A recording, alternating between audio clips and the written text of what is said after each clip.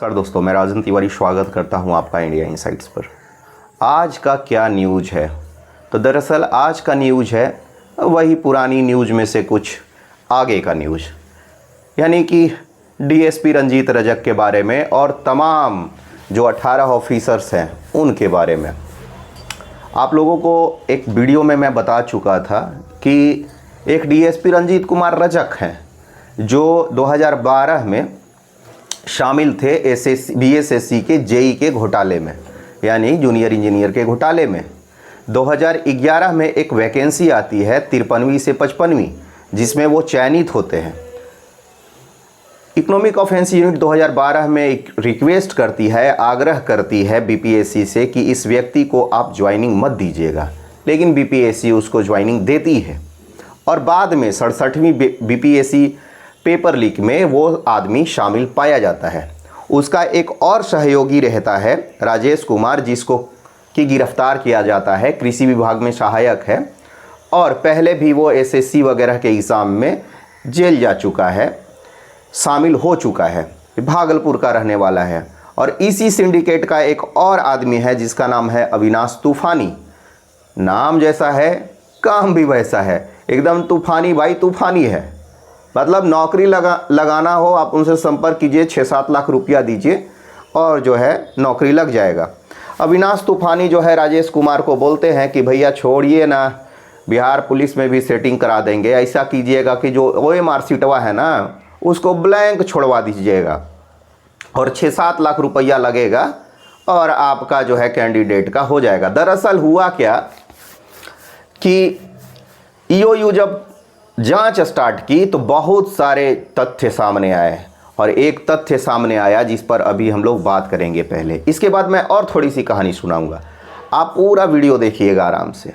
EOU जब 67वीं paper leak का जांच शुरू करता है तो शक्ति यादव, जो कि एक प्राचार्य रहते हैं प्राइवेट कॉलेज के, इवनिंग कॉलेज नाम है गया के, उनका जो है तार जुड़ता है ये डीएसपी महोदय से। ये डीएसपी महोदय जो कि 53वीं से 55वीं में डीएसपी बने, 2013 में ज्वाइन किए, 2012 में ये बीएसएससी जेई के घोटाले में शामिल रहे। EOU के द्वारा चार्जशीटेड थे, इसके बावजूद बीपीएससी इनको ज्वाइनिंग कराई।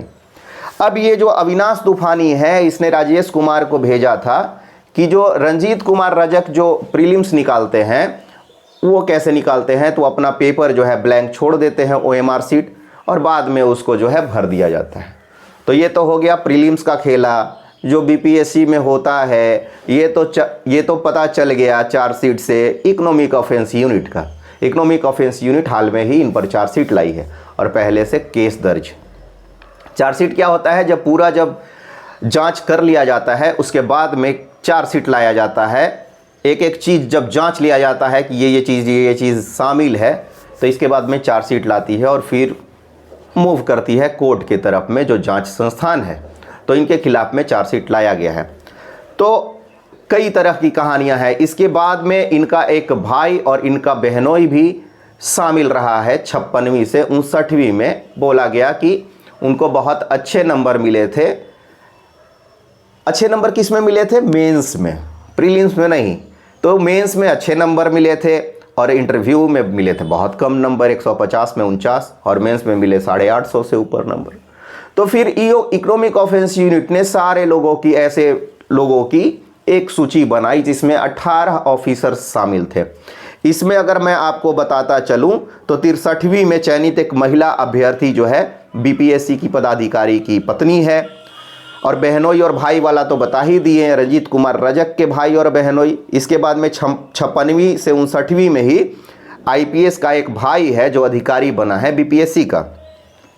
तो इस तरह से टोटल 18 लोगों की जब मेंस की कॉपी निकलवाई तो बीपीएससी के द्वारा किए गए करतूत पर इकोनॉमिक ऑफेंस यूनिट चौंकी। हुआ ये दरअसल कि बहुत सारी कॉपियां जो हैं वो सिलसिलेवार ढंग से, क्रमिक रूप से एक कॉपी दूसरे कॉपी का नकल मिला। यानी कि आप देखिएगा उसमें तो 2 अलग जगह पे 2 लोग आंसर दे रहे हैं, दोनों के बीच में टेलीफोनिक कॉल है पहले का। 2 अलग अलग जगह पे लोग एग्ज़ाम दे रहे हैं, दोनों का जो उत्तर देने का तरीका है, क्रम है और शैली, सारा का सारा समान है। तो कांड कहाँ हुआ? दरअसल कांड हुआ कि बीपीएससी मेंस की कॉपी जो है वो बाहर निकाली गई, या फिर बाहर निकाल के लिखी गई, या फिर लिख कर फिर भेजा गया। मतलब दोनों के बीच में तार है। कहने का मतलब है या तो बीपीएससी कॉपी अंदर से निकाल के बाहर लिखा गया, या फिर बाहर से लिख कर अंदर भेजा गया, जो भी हो, लेकिन दो अलग अलग एग्जाम सेंटर का क्रम और शैली एक ही मिलना और दोनों के बीच में टेलीफोन कॉल स्थापित होना, ये कहीं न कहीं बताता है कि बीपीएससी के मुख्य परीक्षा में बड़े पैमाने पर धांधली हुई है। और ये कैसे पुष्टि होगी? तो फोरेंसिक जो है साइंस लेबोरेटरी जो न्यायिक समीक्षा के लिए होता है, एफएसएल टेस्ट जिसको बोलते हैं, तो एफएसएल टेस्ट किया गया है 18 ऑफिसर्स का जो बीपीएससी के द्वारा चयनित थे। और इन 18 ऑफिसर्स का जो है हैंड राइटिंग लिया गया। पुराने हैंड राइटिंग भी देखे ही गए होंगे, जाहिर सी बात है, और उनको लेबोरेटरी में भेज दिया गया जांच के लिए कि क्या दोनों जो है हैंड राइटिंग में समानता है। आसानी से पता चल जाता है। और ये सारे के सारे 18 ऑफिसर्स का नौकरी खतरे में है, क्योंकि देखिए होता क्या है कि जो इकोनॉमिक ऑफेंस यूनिट है वो तो देख ली है कॉपी, उनको तो पता है कि ये जो है दोनों आंसर जो है समान है, सिर्फ जो है अलग अलग केंद्र है, लेकिन जो आंसर लिखे हैं, क्रम है, शैली है, सब समान है। और कहीं कहीं तो ये भी कहा गया है, एफएसएल में ये भी बात सामने आई है कि दरअसल कॉपी को उलट पलट दिया गया था, यानी कि जो अच्छा कैंडिडेट था वो कॉपी जो है उसने अपने रोल नंबर भरे होंगे, वो जो निकम्मा कैंडिडेट है उसके नाम पे, और उसने लिख दिया होगा और फिर कॉपी के अदला बदली कर लिया होगा और फिर वो चला गया। या फिर ये भी कहा जा रहा है कि जब अंदर में ही सेटिंग है तो चीज़ें तो हो सकती है आसान तरीके से। तो ये तो बात सामने आ गई कि हैंडराइटिंग का क्रम और शैली एक है, एक तो हैंडराइटिंग मैच कर गया है, दूसरा जो राइटिंग का क्रम और शैली है वो एक है। तो हैंडराइटिंग भी मिल रहा है, क्रम और शैली भी मिल रहा है, बाहर है बीपीएससी। तो इस तरीके से टोटल 18 लोग जो है रडार पे हैं इकोनॉमिक ऑफेंस यूनिट का, और देखना होगा कि ये 18 के 18 जो है उनको हटाकर जेल भेजा जाता है, या फिर मिली भगत होकर इनके ऊपर में जो जांच हो रही है उसको धीमा कर दिया जाता है और कई 10-15 साल तक जांच चलते रहता है और ये आराम से मलाई खाते रहते हैं। तो ये देखना बहुत दिलचस्प होगा।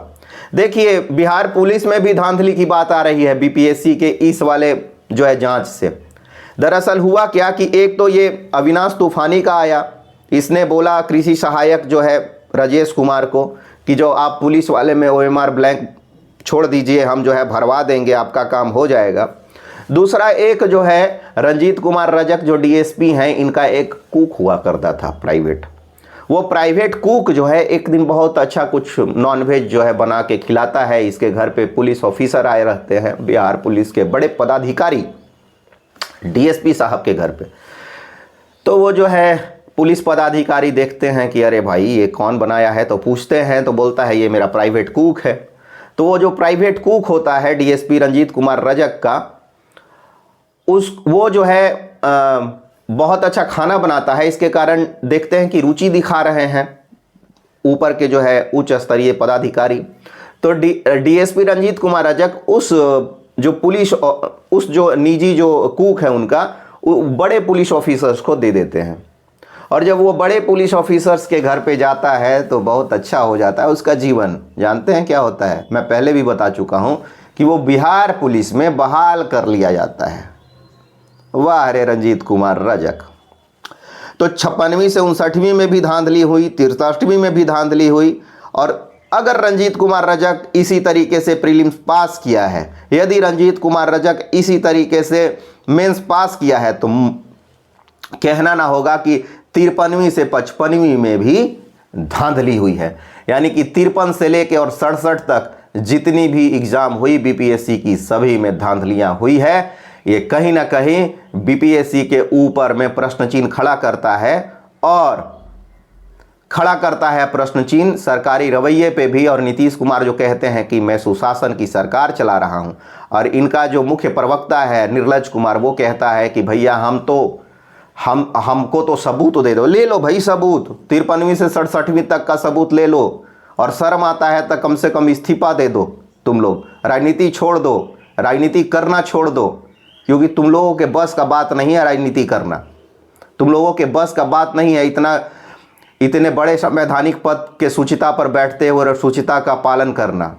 तुम लोग सारे के सारे संलिप्त हो इन चीज़ों में, इन कांड में। अब किसी भी एक डीएसपी का जो है ज्वाइनिंग कैसे हो जाता है जब वो चार्जशीटेड है, बीपीएससी को बताना चाहिए और बिहार सरकार को भी बताना चाहिए कि जब वो पहले से ही बीएसएससी जेई घोटाले में शामिल है तो बीपीएससी और बिहार सरकार उसको कैसे ज्वाइन करा देती है।